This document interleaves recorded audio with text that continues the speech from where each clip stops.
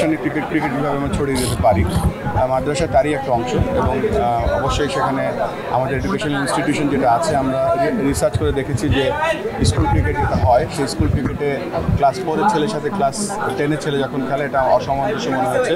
এইটা চিন্তা করে আমরা প্রাইমারি স্কুল, হাই স্কুল, উচ্চ মাধ্যমিক মানে কলেজ এবং ইউনিভার্সিটি সব জায়গায় আমরা ক্রিকেটটা একটা পাথওয়ে তৈরি করছি এবং আমরা এটা মনে করেছি যে মাদ্রাসাতে লক্ষ লক্ষ ছাত্ররা আছে তাদেরকে ক্রিকেটের ফ্যান বানানোর জন্য এবং যে সেখান থেকে কিছু ক্রিকেটটা যদি আসে তাদেরকে আমরা একটা শর্টার ফর্মেট বা ক্রিকেটের ইন্ট্রোডাকশনের ব্যবস্থা করেছি।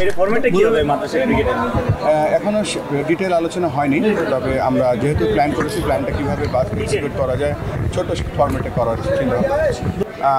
সবাই ক্রিকেট খেলতে চায়, সব বয়সের লোক, সব সেক্টরের লোকরা, তো সেটাই একটা অংশ যেখানে মনে হচ্ছে যে এই জায়গাটা হয়তো অবহেলিত। আমি বলবো না যে আমরা হয়তো আনট্যাপড মার্কেট ছিল, তো আমরা সবাইকে ক্রিকেটের ইন্ট্রোডাকশনের মধ্যে যেহেতু বাংলাদেশের মধ্যেই এটা কেন বাদ